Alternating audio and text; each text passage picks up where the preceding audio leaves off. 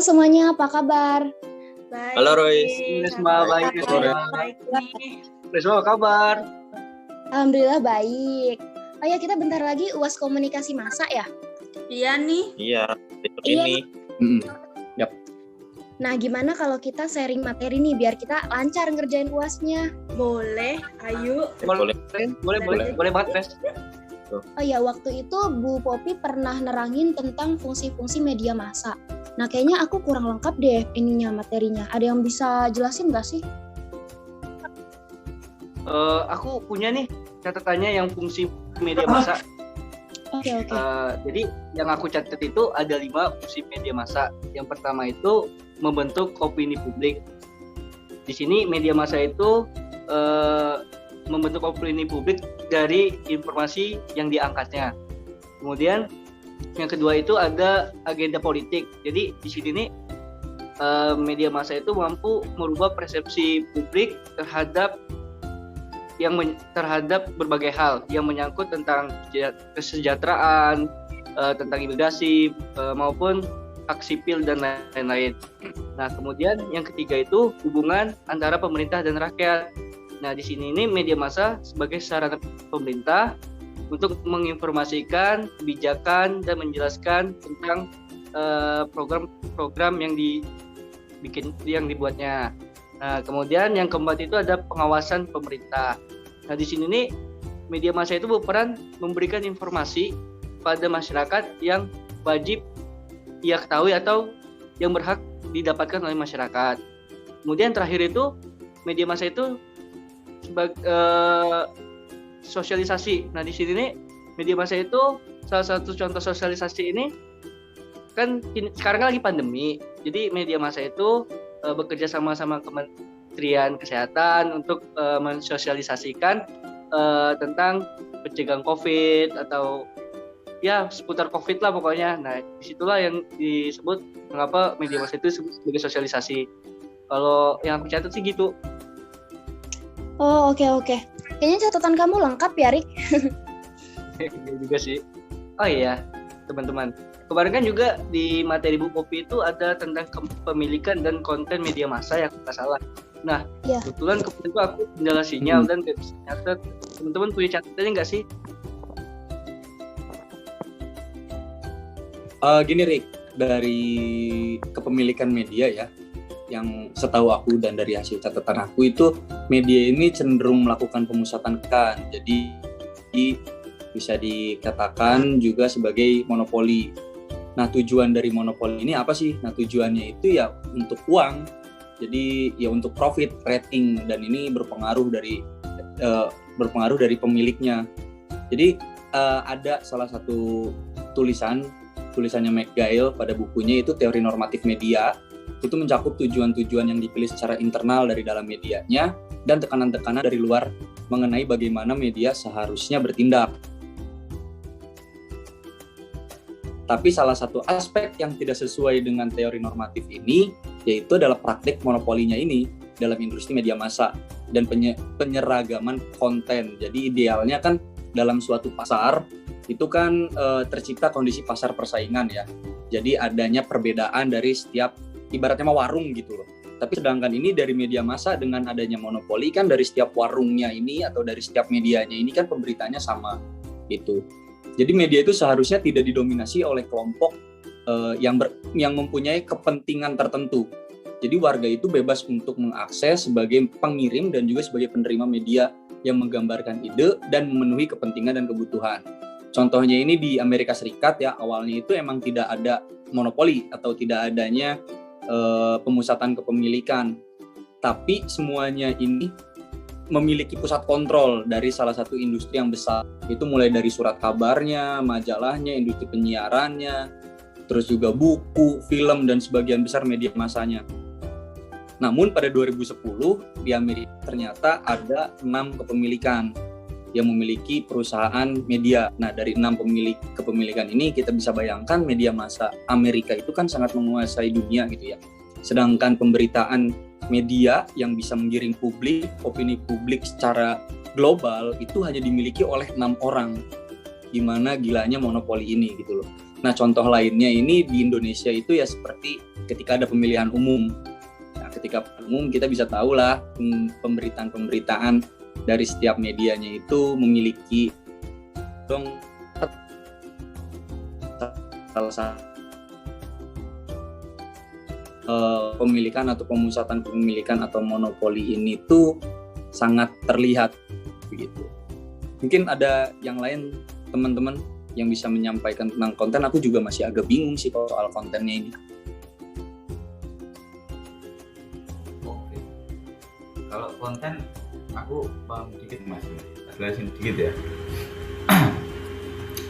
Media dalam masyarakat itu bebas, tidak dikendalikan oleh pemerintah dan tidak dituntut untuk mengabdi bagi dan atas nama kepentingan masyarakat luas. Padahal mereka sejatinya sama seperti anggota masyarakat lain atau organisasi dalam masyarakat yang antara lain dituntut untuk tidak melakukan sesuatu yang membahayakan masyarakat. Keuntungan perusahaan yang memonopoli pasar media meningkatkan keuntungannya dengan cara menurunkan kualitas dan menaikkan harga langganan dan biaya iklan. Penambahan halaman koran atau penambahan program televisi bukanlah berorientasi pada kebutuhan keinginan dari khalayak, tapi semua itu dirancang untuk menarik para pengiklan. Begitu juga isi media di saat pemilihan umum ini bukan berorientasi pada masyarakat, tapi untuk elit media itu sendiri. Jika media massa memiliki kekuasaan yang besar dan disalahgunakan, maka ia akan mendapatkan penolakan dari khalayak. Penolakan ini akan muncul kalau khalayak memiliki banyak pilihan. Dalam sistem yang monopoli, khalayak tidak memiliki cukup kemampuan untuk menciptakan perubahan atau dapat mencegah kondisi yang memburuk. Secara historis, kekuatan media yang telah dibeli atau dimiliki oleh kelompok atau orang tertentu akan digunakan untuk ambisi politik pribadi mereka. Ada pemilik media yang bernafsu setelah jabatan tinggi untuk memaksimalkan pengaruhnya. Media massa di Amerika juga melakukan lobby ke pemerintah dan juga ke Senat, bahkan mengejutkan juga untuk mendukung pemenangan partai politik. Gitu Mas.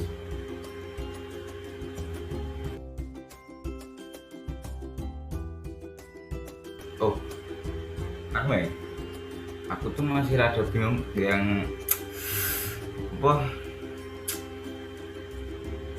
media massa gimana? Ada yang tahu nggak ya? Aku masih bingung kalau itu. Oh, kayaknya aku punya sedikit informasi nih tentang efek media massa nih. Nah, di catatan aku, efek itu kan suatu kesan yang terjadi karena sesuatu gitu. Nah, berarti efek media massa adalah suatu kesan yang timbul pada pikiran khalayak akibat adanya suatu proses penyampaian pesan melalui media atau alat-alat komunikasi. Nah, seperti yang kita tahu nih, media atau alat-alat komunikasi itu banyak kan. Ada radio, televisi, majalah, terus surat kabar atau koran dan lain-lain gitu. Nah, selanjutnya aku juga mencatat efek media massa menurut Straubar 2011. Dia menyebutkan bahwa efek media massa adalah suatu perubahan pada pengetahuan, sikap, emosi atau tingkah laku setiap individu atau seseorang yang mengkonsumsi media sebagai hasil dari paparan media massa yang dilakukan secara terus-menerus. Nah, berarti dalam pengertian ini menurut saya seseorang bisa terkena efek media massa apabila dia itu mengkonsumsinya secara terus-menerus gitu. Nah, kalau contohnya itu kayaknya aku bisa ngasih contoh kalau kita nonton televisi, kemudian kita menemukan satu buah iklan mengenai produk atau brand, kita sebut aja misalkan brand A gitu. Nah, selanjutnya pas kita nonton iklan itu untuk pertama kalinya, kita mungkin bakal biasa aja gitu kan. Mungkin bakal mikirnya, oh ini brand baru. Nah, mungkin kayak gitu doang kan. Tetapi misalkan iklan itu diulang-ulang oleh televisi dalam kurun waktu 1 jam itu 10 kali, nah kita secara nggak langsung mengkonsumsi iklan tersebut dan kita akan mengetahui nih isi dari iklan itu apa sih gitu kan. Nah, misalkan kita tahu nih bahwa iklan tersebut memiliki keunggulan yang lebih unggul dari brand-brand yang udah ada. Nah, selanjutnya kita tertarik sama iklan itu. Nah, kemudian kita mengkonsumsi atau membeli produk yang ada di dalam iklan tersebut. Nah, itu sama saja kita terkena efek dari media massa, yaitu promosi dari media massa. Di mana efek itu menimbulkan perubahan sikap kepada halayak atau seseorang, mendorong seseorang untuk melakukan sesuatu atau membeli sesuatu. Seperti itu sih kalau menurut saya. Oh, aku mau kasih tambahan sih, Mak. Jadi yang kamu tadi sebutin itu, yang promosi itu, ternyata itu masuk di efek sekunder. Ya, di efek sekunder itu menurut si Kate Erstam dan John Ebos. Jadi mereka tuh menjelaskan ada dua efek, yaitu efek sekunder yang tadi kamu jelaskan sama efek primer. Nah, efek sekunder itu timbul dikarenakan adanya perubahan tingkat kognitif, yaitu perubahan pengetahuan dan sikap atau perilaku. Efek sekunder diyakini didasari oleh teori usage and gratification. Di sini audiens dipandang sebagai partisipan yang aktif dalam proses komunikasi, meski tingkat keaktifan per individu itu beda-beda. Ada sih contoh lainnya aku. Jadi dulu tuh ada pemain sepak bola bernama Cristiano Ronaldo. Nah, sebelum dia menjadi bintang sekarang ini, dia tuh disorot publik, dikenal dengan mempunyai skill yang luar biasa. Karena CR ini menggunakan kaos dengan angka 7, masyarakat pun kini tertarik dan membeli jersey yang bertulis Cristiano Ronaldo dan berangka 7. Nah, ini membuktikan bahwa tingkat penjualan jersey mengalami peningkatan di pasar. Ya dong. Terus yang satunya itu ada efek primer. Efek ini timbul karena adanya terpaan, perhatian, dan pemahaman. Semakin sering kita menggunakan media massa, maka akan semakin kuat efek primer yang terjadi. Contohnya nih, ada berita dengan judul yang mencolok dengan kata-kata tertembak, dibunuh, dan semacam itu. Maka akan semakin tertarik dengan berita tersebut karena ada daya tarik tersendiri sih. Kemarin sih Bu Popi ngasih itu sih, ngasih kisi-kisi tentang literasi media. Nah, apa sih itu literasi media? Aku soalnya nggak nyatet nih. Nah, kebetulan nih aku bisa bantu jelasin tentang literasi media massa. Nah, jadi literasi media massa ini merupakan kemampuan yang harus dikembangkan oleh audiens atau kita-kita ini untuk mengakses, menganalisis, mengevaluasi, serta mengkomunikasikan segala bentuk informasi yang kita dapat dari media massa. Nah, literasi media ini juga dilakukan agar kita tuh dapat terhindar dari berbagai macam maksud tersembunyi yang nantinya akan berdampak buruk untuk kita. Apalagi media massa pada sekarang ini, mereka udah mengatur informasi apa aja yang akan mereka jadikan isu utama untuk audiensnya. Terus, hal ini tuh berkaitan dengan salah satu teori komunikasi, yaitu teori agenda setting, yang mana teori ini mengatakan bahwa apa yang dianggap penting oleh media itu penting untuk halayak.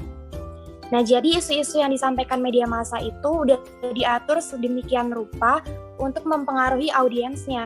Jadi nggak jarang kalau isu-isu tersebut nggak sesuai sama realitasnya. Nah, oleh karena itu poin penting dari literasi media massa ini, kita itu jadi lebih kritis dalam memilah konten media massa mana yang bermanfaat untuk kita, serta lebih bisa menelaah informasi yang disampaikan oleh media massa tersebut dengan baik. Oh ya, terus aku juga masih bingung nih tentang gimana sih cara kita supaya bisa ikut serta dalam gerakan literasi media massa ini. Mungkin dari kalian ada yang bisa bantu? Oh ya, ini aku ada tambahan sedikit tentang literasi media. Nah, teman-teman, literasi media massa ini dapat dikembangkan melalui sosialisasi, seminar, atau webinar tentang literasi media massa dan menumbuhkan budaya literasi atau budaya membaca. Sekarang ini di Indonesia sendiri sudah banyak gerakan literasi media massa. Contohnya, seperti banyaknya artikel-artikel utama tentang literasi media massa, webinar dan seminar yang mengangkat topik literasi media, dan banyak lagi yang lainnya. literasi media massa ini memiliki 5 prinsip dasar, yaitu yang pertama ada bersikap skeptis, yang kedua belajar teknik media, yang ketiga belajar adil dan terbuka, yang keempat malu bertanya saat di jalan, yang kelima tunda untuk bereaksi. Catatanku segitu aja sih. Oke, berarti kita udah tahu nih ya catatan kita masing-masing gitu loh. Jadi mungkin semoga aja UAS kita ini bakal lancar gitu ya teman-teman. Amin. Amin. Udah lama ya kita sudah ngobrol lama ini. Oh iya, berhubung pagi kan matkulnya. Jadi mending kita istirahat dulu deh biar kita fresh gitu. Oh iya, betul banget. Aku setuju nih. Udah malam juga sih. Iya sih. Apa nih? Ya. Makasih ya. Ya, makasih semuanya. Sukses semuanya. Sama-sama. Makasih juga. Bye-bye. Makasih kembali.